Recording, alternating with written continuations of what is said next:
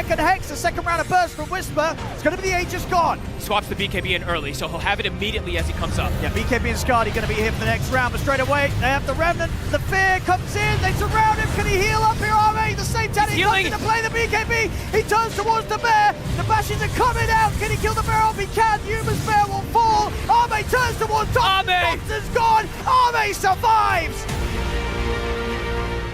Ooh, Rainbow TP. XX is going to go for the jump on Theolicore, but the Wind Waker's there. Theolicore gets down to the low ground. The Stampede They're fighting. is going to make the jump back in there on top of Arme. The Chakra Shot hits onto Arme and F-Boy. RP comes out though. Arme will fall the once in with the Aegis. Nothing to say, gets the skewer back. He is going to get turned upon and burst down low here by Thompson. Thompson turns his attention over to Arme. Arme's gone. Nothing to say to fall.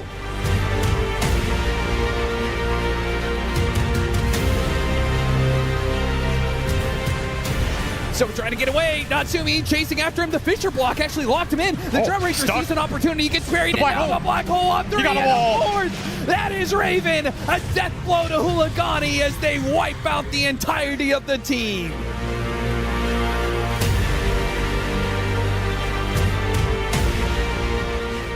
This is without Stampede. On cooldown for 6 seconds. Smoke's gonna break. Blinking comes in from Amar. He's hit with a Bloodthorn, but the Doom is used. It ends up getting reflected. Magnetized geomagnetic grip. It's not gonna matter. Reflected or not, it's still on him. Ghost ends up dead.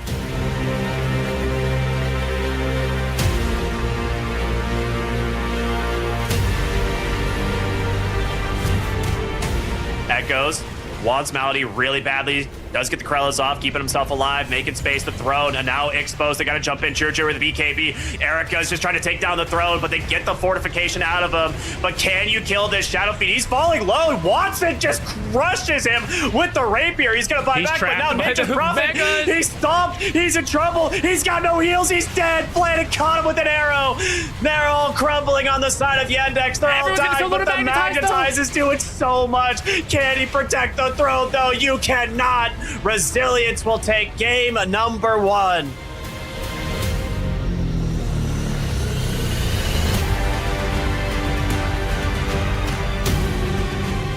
Jump forward. WS wanted to be in his face, but they'll go to the Prime Aurora. Now Overgrowth coming in from Kaori. It's on everybody. It's the instant Overgrowth that comes through from the Tree Protector. They get the counter carriage to look over the Beastmaster, taking out Miero. GPK's got nowhere to go. They are magnetized. GG is called.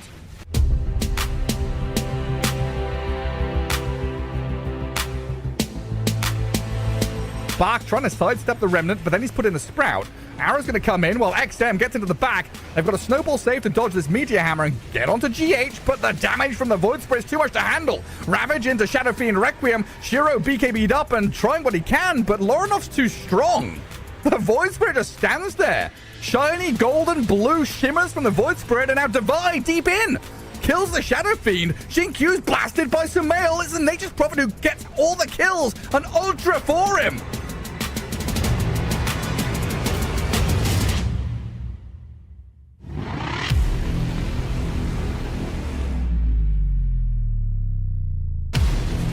Ace hits now onto Makoto. The stun, Avatos, no! He's gonna fall as well. Dead for 80 seconds and Nightfall. Nowhere left to go. Liquid, they got the Aegis. They're pushing WS back. They are going to take it.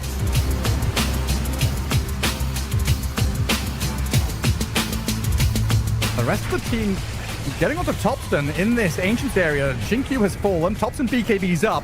And Shiro with Y trying to slip back as Bark goes for the black hole straight onto Yuma. And Lifesteal being focused. Whisper came in. They're about to die, but they're not dead yet. Still alive. Lifestealing up. Oh my god, how have they survived? Through the black hole. Snowball forward. Chasing onto Shiro. Back dead. Buyback from Shinkyu. And a relocate out somehow saves the Frog and the IO.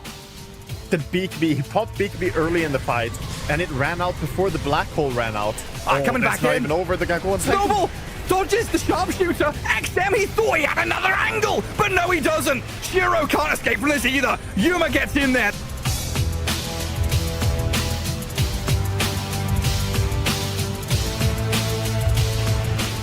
Sumail? Now he's up to high ground. Iron Law's gonna turn around and dish out damage onto Lorinov here. The Dooms came out, Ember at half HP. Witness Curse onto Collapse, bringing him low. He's gonna fall. The Doom has died, and the dive in. Lorinov, he's onto Yatoro, dealing with the Nature's Prophet with a good pushback pullback. They're gonna catch him. Can he Satanic and lifesteal? Yatoro staying alive. Somehow survives. Stacks to Satanic. Devi wanting something out of this. They need blood. They need sacrifice. Rue might be the one to do it. Yatoro, he's so low. Finally killed. Dead for 2 minutes. And Lorinov will buy back, snapping into action, knowing that they're so close to victory now. Come on, contest this. They're trying to approach. Collapse, find a jump. Look at Lorinov. Look, dancing around in front of them. He's got like all of them rooted he's up. burning them. The Nature's They're Prophet and melting Ember them. Spirit.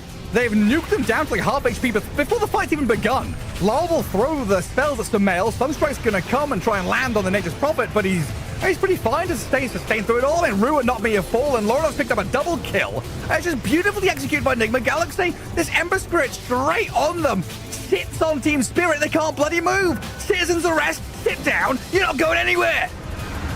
Lorinov trying to finish the job. The bear bashing up Sumail. They can't quite kill the Ancient yet. They need Omar and Lorinov to do the final bit of damage. They've got it now. The throne's within reach. The damage is done and the game is won.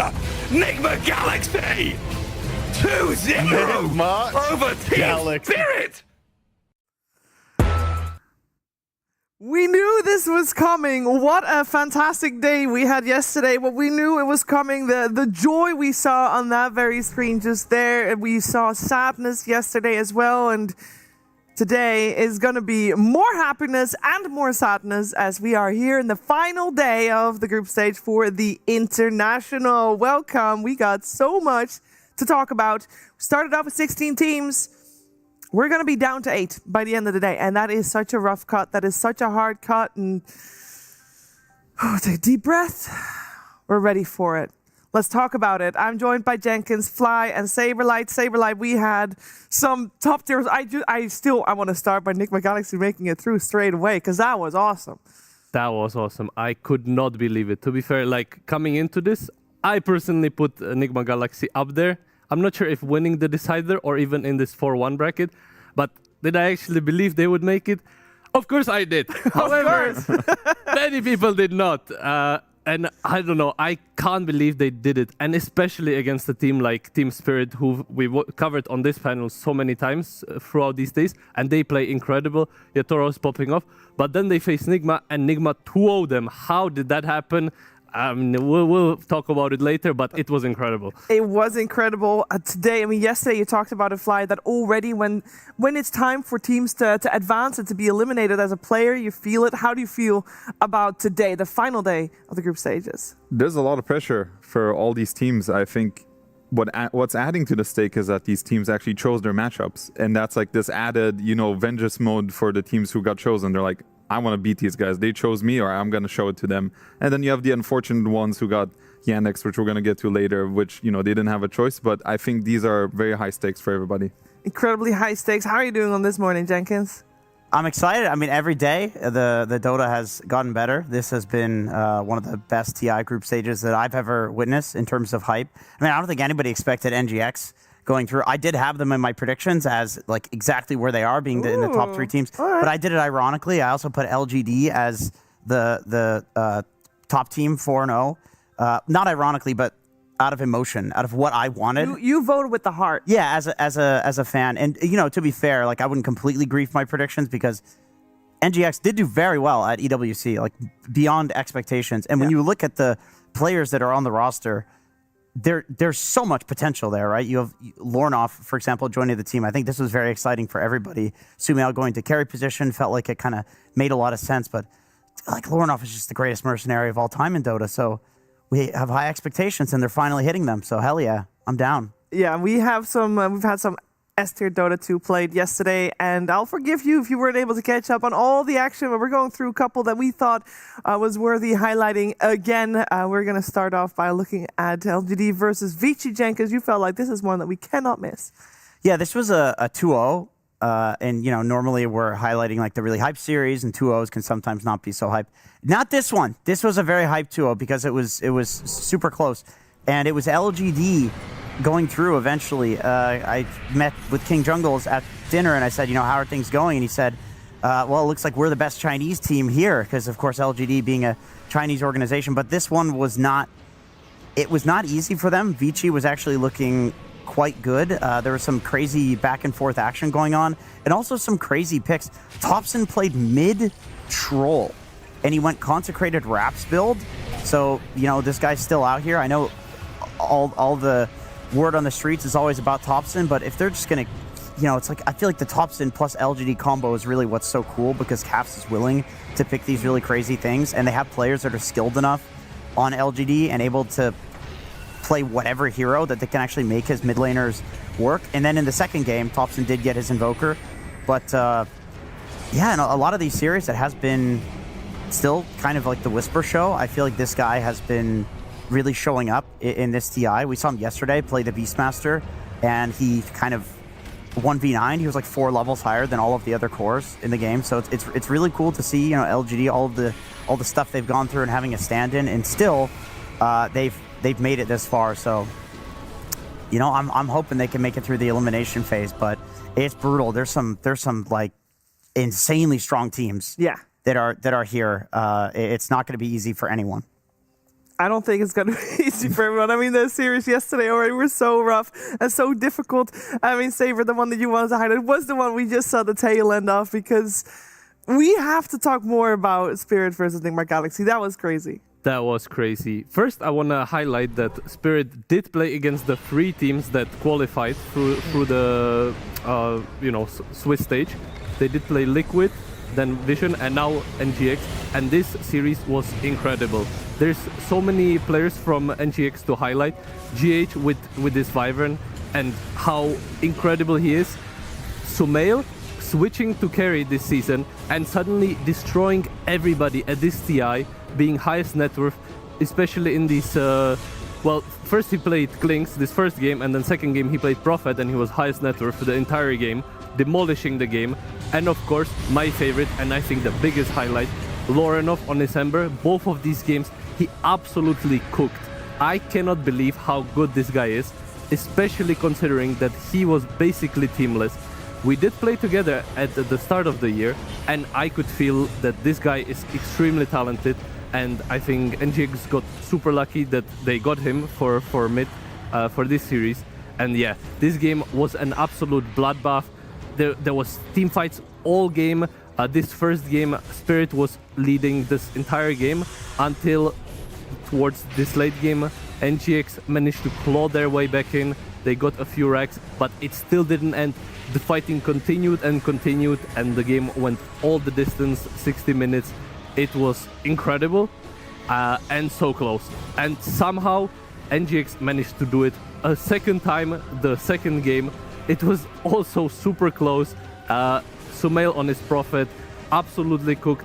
Davai on his had really nice games, both on his Timber and his Largo.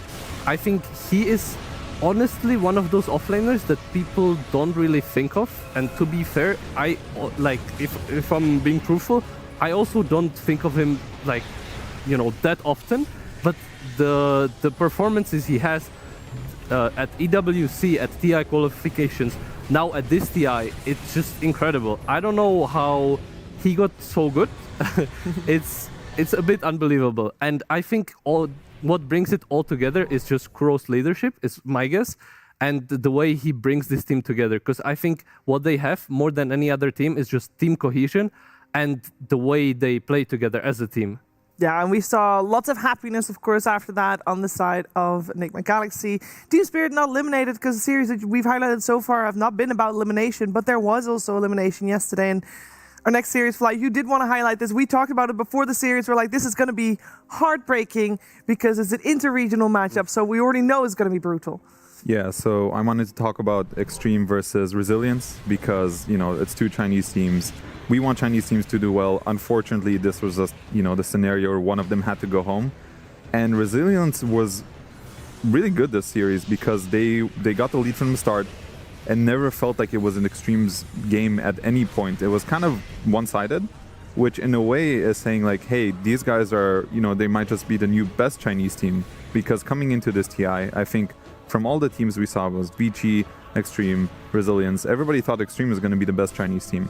But yesterday, after this kind of destruction where the games felt extremely one-sided, I was like, dang, these guys got potential. Ducalis hyped them up.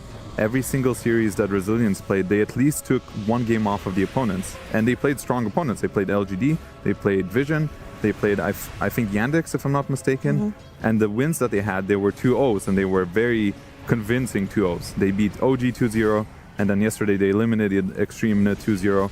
So I'm excited to see them play today. I think they have a hard road up against them, but they can do it, especially watching all of their recent performances. I know we'll get more into it later in detail, but we saw some cool stuff as well, like a Earthshaker mid coming out. So they have a bit of spice between like all their different normal ideas. So I'm excited to see more of these guys.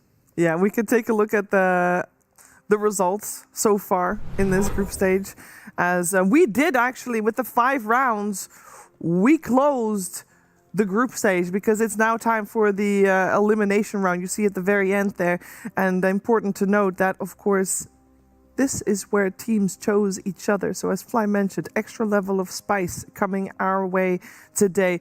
Overall, I mean, we've had, of course, 3 teams total qualified, 3 teams eliminated. With that, we get a little bit more information about how the predictions have been going. Now, I've got a couple of stats for you guys regarding that. And it's, first stat I'll give you guys for free. Of all the pro players we have here in Shanghai, 55% of the pro players have predicted correctly that Vision would be the 4-0 team. These players, they can put their predictions in after having all the scrims. You know, they got the most recent information. So generally, you'd expect them to be on top. 55%. That also means that there's a lot of players out there that didn't put themselves, which is interesting to note. Fly, would you put yourself there? What do you think? I would always put myself as winning the whole thing. Okay. I know like it is locked in this case where you cannot, but for these kinds of things, I would put other teams just for fun. But to win the whole event, I would always put myself. And I did also put Vision as the 4-0 team. So I got that one correct at least. Nice one. How about you, Saber? I would not put myself. No. Oh yeah, we lost the qualifiers. I couldn't click it. I was like trying to find our team there, and I could not put it there, sadly. No. But yeah, usually I just put the good teams there, and then, like somewhere in the middle, we would be there somewhere. Shaver, I put VP as my 4-0 team, actually, for this tournament. Okay. I thought you did LGD. I did do LGD. I'm sorry, guys. I'm a big fan. That's okay. I forgive you. That's okay. LGD is goated with Thompson. It's kind of fun to watch. Yeah. I do have more stats for you guys, and I'm going to let you guys guess this one. It's you can guess at home as well, because it's kind of a fun one. We got more information. Now, the first one is that there are a couple of people who have all 6 of the teams that have advanced and eliminated correct. Not a lot of people, a couple people. How many? Out of all the pros? No, out of everyone. Oh. That's hard. 6, 7? 6, 7, I would say. Okay, we'll just make it easier. Higher or lower? I mean, higher. 6 or 7. For sure, higher. How much higher are we going for? At least like 50 people. Okay. Let's see. All 6 teams. There's 16 teams. So the chances of choosing all 6 of them, 1 and 16 times. I'm going to say 13 people. 3 people. What? So I was the closest, actually. You were the closest, 6, 7. So there you go. It's actually pretty great. There's only 3 people in the world that have the 6 teams, the 3 advancing and the 3 eliminated correctly. I thought that was pretty cool. But then there was another stat, because I'll spoil it right now. None of the pro players and none of the talents had any of those 3 spots, and none of the pro players and none of the talent had even 5 correct predictions. But there were some that had 4, and I know how many. Wait, hold on. How'd you get these stats? That's illegal. Yeah, they're like spying on our account. You can't spy on us. Okay, so they had 4 out of the 6. So there's the most amount of correct predictions, and pro players and talent is switched into 2 separate groups right now. There's 4 correct predictions. How many pro players and how many talent got it correct? And I will say this is talent across all languages. And do we know which talent / pro players? I don't. No. Okay. 6. 6 talent have 4 correct 7. predictions? Oh my goodness. 4 in correct. He won the last What one. the I'm just heck? gonna go for his I'm idea. the 6-7 guy. Come on, I'm get gonna your say own thing. I'll say 20. 20 talent?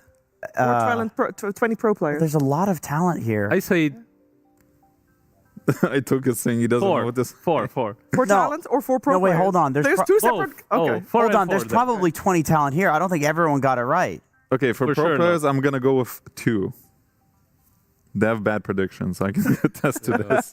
So, this is the bit. More talent that got it than pros. That's the bit. I think so. I'm gonna go with 2 for pro players. 9 talent and 4 pros. It is 1 pro player has 4 correct predictions. 1. And 2 talent have 4 correct predictions. Well, you were right.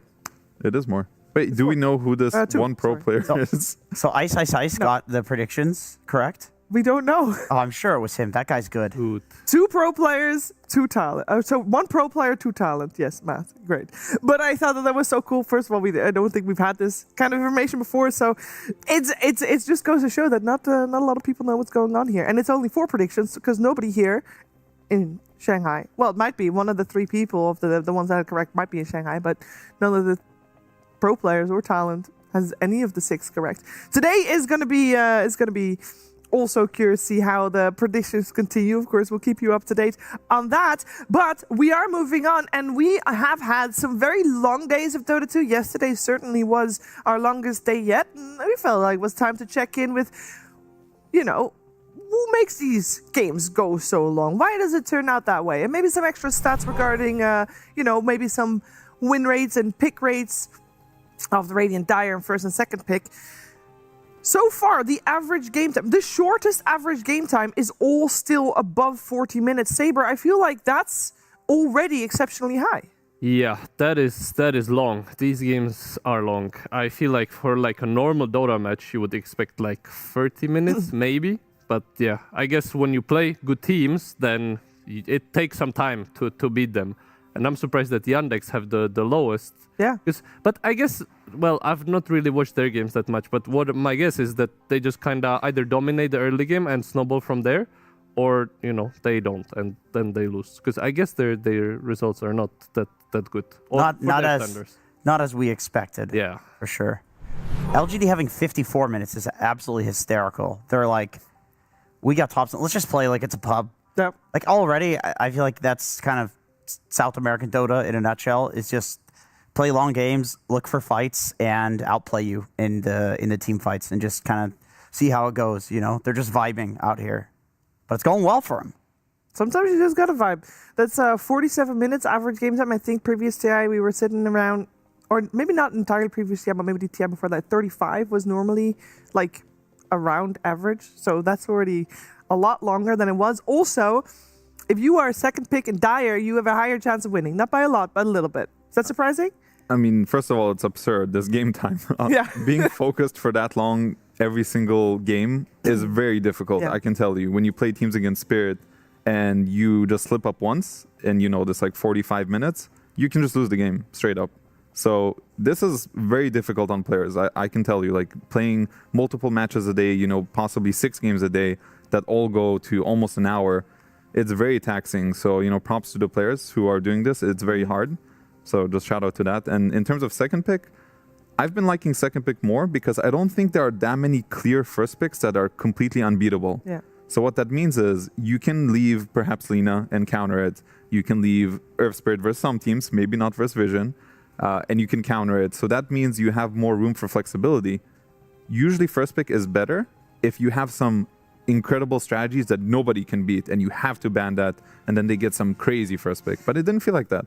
Can you guys explain to me what are the advantages of, Dire versus Radiant? Because we're always theory crafting on this stuff. We're talking about creep camp pulls, we're talking about wave cutting shenanigans that you can do. It's like easier on specific sides. I'm curious what your guys' theory is on this for, Dire right now has the higher win rate. So I think there's few different things. First is for the offlanes. On Dire, it is a little bit easier to pull the wave behind. Well, actually, on Dire it's harder to pull the wave behind their tower because there's trees there. so it's easier to be Radiant offlane and pull the wave behind your tower. Right. But I think the bigger thing is, and what teams prefer is, Roche will move, right? So minute 15, he's bottom. Yes. Yeah, so basically, you will have a timing where you want to kill Roche, and usually you'll need to farm until the timing, which is, let's say it's like Helm of Dome 2 on some Lycan, and then you want Roche on your side. So basically, if you're a Dire, you want to play Lycan, and you want to kill Roche from minute 15 to minute 20, and then you can also take Storm Bot. When it's by your triangle. When it's by your triangle, correct. Because you have your outpost there, and you can TP to the outpost. Okay, yeah, that makes sense. And depending on the patch, sometimes that timing is like 15 to 20 minutes. Sometimes that timing is 20 to 25 minutes. Yeah. Based on like the speed of the patch, and that's when you'll see the different win rates of Dire versus Radiant. But interestingly, I don't think we've seen a lot of early Roches unless the lineup is really designed to do it. I feel like most teams only got it like post 20 minutes because they don't want to take that risk of losing that one fight that will kind of change the game. That's why the games are so long, because by the time you get second Roche, usually second Roche you use to kind of like start sieging, possibly. The first Roche is already so delayed, so everything else is delayed. Well, you know, I saw a really awesome Astini video. You should check out Astini's YouTube, by the way, anybody. Amazing stuff, where he talked about if you kill the first Roche between the 15 to 20 minutes, at like 17 minutes, then on average, the next 2 times it's going to spawn, it'll be on your side again, based on some timings.